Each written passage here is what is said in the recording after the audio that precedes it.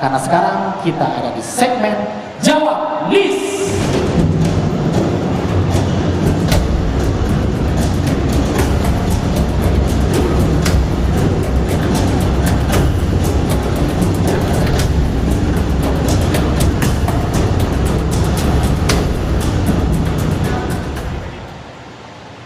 Baik, silakan kita menuju ke fishbowl nomor 1.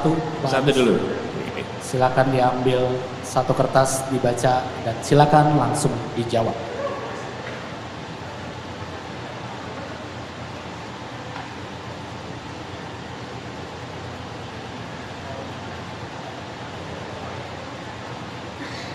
Oke.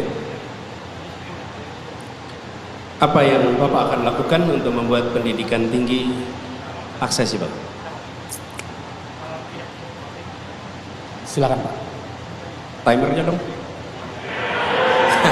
Iya dong, nanti bisa timer. Nah, udah jalan sekarang timernya. Gini, pendidikan tinggi adalah eskalator. Siapapun yang naik ke sana, dia mendapatkan kesempatan naik kelas secara sosial ekonomi. Karena itu pendidikan tinggi harus bisa diikuti oleh siapa saja yang memiliki kompetensi, lulus seleksi berdasarkan meritokrasi. Negara yang harus membiayai pendidikan tinggi itu mahal. Seperti pernah saya sampaikan, education is expensive, but stupidity is more expensive. Karena itu pendidikan tinggi harus didanai oleh pemerintah agar anak siapa saja bisa kuliah ketika dia lolos seleksi berdasarkan meritokrasi. Negara hadir membiayai pendidikan tinggi untuk bisa diakses siapa saja. Itu yang berlaku. Mantap. Silakan diambil kertas yang kedua Pak. Nanti saya aja Pak yang bacain Pak. Bapak siap-siap minta timer aja. Jangan panik ya teman-teman di monitor ya. Sini Pak, saya bantu Pak. Pertanyaan berikutnya. Banyak orang yang terjerat utang pinjol. Tapi kenapa akses untuk melakukan pinjol semakin mudah? Adakah solusi agar anak muda tidak terjerat budaya utang pinjol? Silakan Manis. Bukan hanya anak muda, banyak yang tidak mampu terjerat dengan urusan pinjol. Menurut saya ini harus diatur oleh pemerintah.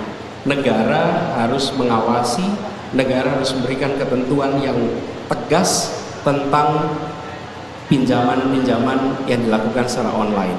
Dan di masyarakat selama ini ada kebutuhan untuk pembiayaan.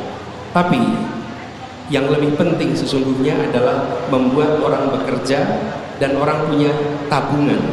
Kalau orang tidak kerja, tidak punya tabungan, dia tetap harus hidup, karena itu cari hutangan. Jadi bukan hanya menyelesaikan soal pinjamannya, tapi menyediakan lapangan pekerjaan yang layak sehingga bisa menabung, itu solusi yang permanen. Tapi yang lebih penting menyiapkan lapangan pekerjaan supaya orang punya pekerjaan dan punya tabungan. Itu yang lebih penting. Terima kasih. Mantap banget, tepuk tangan buat Pak Anies. Salah satu lagi yang bikin pinjol merajalela adalah judi slot Pak. Jangan ketawa-tawa aja, main kagak lu? Tawa-tawa. Itu juga harus diberantas Pak. Judi slot harus diberantas.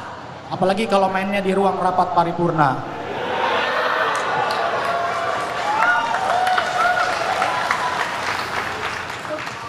Mohon maaf Pak, saya 1-0 dapat tepuk tangan Pak barusan. Lanjut Pak, kita masuk ke fishbowl yang kedua. Silakan ambil Pak.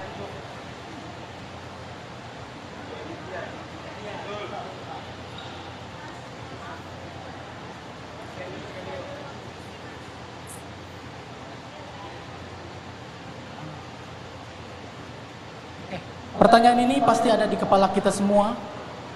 Pak, kalau ngomong terlalu bertele-tele. Ini saya cuma baca Pak, Bapak jangan. Aman. Bapak ini melototnya ke saya. Ini kan titipan orang, bukan saya ini.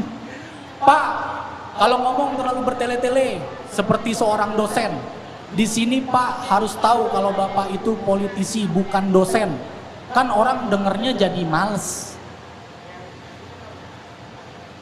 Dalam forum ini baru saja ditunjukkan bahwa pesan itu bisa disampaikan kurang dalam 1 menit dan insya Allah bisa dipahami. Karena itu saya juga berharap dengan adanya forum ini akan terjawab, bahwa pencitraan itu dijawab dengan kenyataan, bahwa persoalan rumit bisa disampaikan dalam kurang dari 1 menit, dan ini selesai dalam 38 detik. Terima kasih. Emang jago nih. Kalau Bapak jadi presiden ada 1 lapangan pekerjaan yang hilang, Pak. Mau tahu nggak apa, Pak? Apa tuh? Penulis pidato presiden.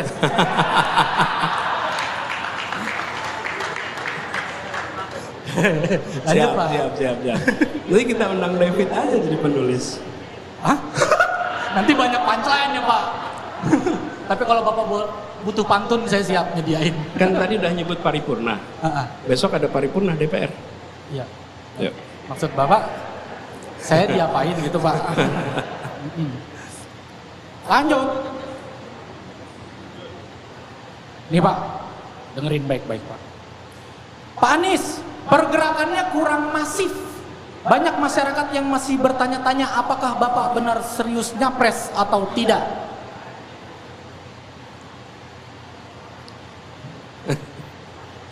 Ini, kalau kita lari 10 km, maka kecepatannya harus diatur agar tidak lelah di kilometer pertama, tidak lelah di kilometer kedua, tapi jaga staminanya sampai kilometer ke 10. Kami adalah pribadi yang pertama kali dicalonkan bulan Oktober tahun 2022. Sementara Pilpres itu adalah bulan Februari 2024.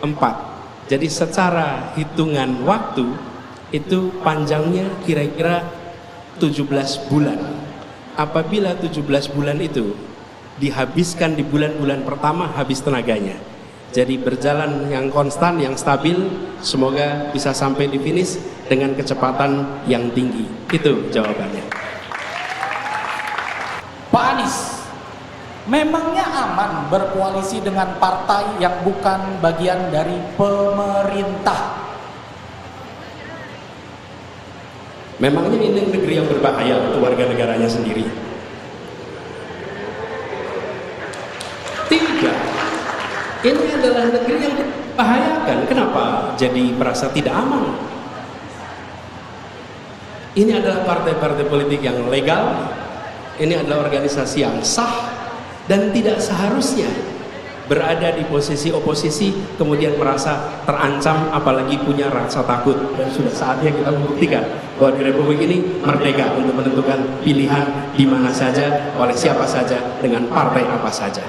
Gitu. Udah, Sudah, Pak. cukup 30 menit. Masih 16, Pak. 16 detik. Bapak masuk ke babak bonus kalau gitu.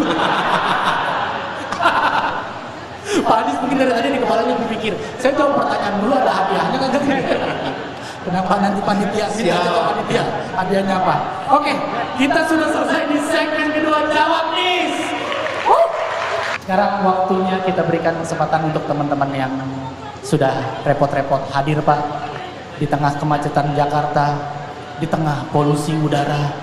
Teman-teman hadir memeriahkan acara malam hari ini. Saya di sini. Silakan Bapak duduk di situ. Saya akan meminta teman-teman untuk bertanya apapun. Barangkali sudah menyiapkan pertanyaan dari rumah. Silakan yang ingin bertanya boleh tunjuk tangannya. Mas baju hijau berkacamata, silakan. Terima kasih. Assalamualaikum warahmatullahi wabarakatuh. Saya Syahdan, sama alumni UGM juga, Pak. Ya, tepuk tangan dulu buat anak-anak UGM juga yang jadi panitia. Bagus acaranya, keren, muda banget. Sebagai mantan gubernur, sebagai mantan menteri, dan juga sebagai akademisi. Ada 3 pertanyaan. Saya mempelajari sejarah Jakarta baru beberapa tahun ini. Saya melihat bahwa konstruksi kota Jakarta bahwa ada yang namanya New Gondangdia, yaitu sekarang Taman Menteng, tempatnya orang-orang kelas atas. Nah, saya melihat di antara seputar Menteng itu tamannya bagus-bagus, mewah-mewah, Pak. Dan dalam ruang RTH, ruang terbuka hijau dan tata kota taman, saya melihat, kata teman saya di Bappenas, hanya sekian persen yang direalisasikan hanya untuk taman. dari anggaran yang dianggarkan. Nah, apakah Bapak ketika menjadi presiden siap dan berani memberikan taman-taman mewah di tempat pemiskinan kota? Seperti itu. Dan kedua, ketika Bapak sebagai seorang Menteri Pendidikan, apakah Bapak berani melaksanakan kata-kata bahwa pendidikan akan bisa diakses oleh semua alias pendidikan gratis? Sepakat teman-teman? Terus yang ketiga, saya penasaran aja oleh Pak Anies nih, sebagai profesor kalau dibilang Prabowo ya. Satu kata profesor. Siapa sih Menteri Pendidikan yang Bapak pilih nanti ketika Bapak jadi Menteri? Mungkin itu aja. Terima kasih. Wassalamualaikum warahmatullahi wabarakatuh. Banyak banget sih lu nanya. Supaya kalau saya jawabnya banyak, itu bukan salah saya, itu salah pertanyaannya lebih banyak. Boleh Pak, masing-masing pertanyaan 1 menit. Oke. Taman-taman di Jakarta ada di tempat yang mewah, ada tempat yang nyaman. Itu dulu. Sekarang, hari ini, dimanapun Anda berada, dalam jarak 900 meter Anda akan ketemu taman. Justru itulah perubahan yang kita dorong kemarin. Membangun taman-taman dengan konsep park, bukan hanya garden, sehingga itu menjadi tempat bermain dan dibangun menyebar seluruh Jakarta. Makanya tadi Bung Sadan, 900 meter dimanapun Anda berada, Anda akan ketemu taman di Jakarta sekarang. Dan ini dibuat untuk bermain, untuk berinteraksi, karena kita mempercayai taman itu adalah ruang ketiga yang bisa mempersatukan. Segala strata sosial ekonomi bisa berada di taman itu, menikmati tamannya.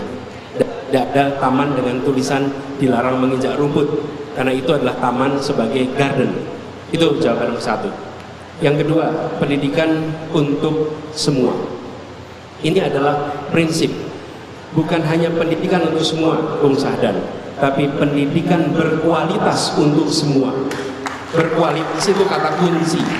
Anda tidak mau hanya sekedar pendidikan tanpa tas. Ini masalah komitmen, bukan soal kata-kata. Tanpa ada kata kualitas, kita bisa kompromi di kualitas. Dan biayanya harus disiapkan oleh negara. Istilah yang digunakan bisa misleading. Itu bisa jadi slogan kampanye. Tapi kami bukan mau kampanye mengirimkan angin sorga. Kami ingin ada komitmen bahwa dari pemerintah, baik pusat sampai ke daerah, yang namanya bangku harus ada sama. Yang kedua, guru berkualitas, kepala sekolah berkualitas, dan laksanakan kurikulum tanpa digonta-ganti. Itu yang menjadi komitmen untuk dilaksanakan bila amanat itu diberikan. Dari pendidikan terus terang saya belum ada nama, tapi kalau Bung Sahdan berminat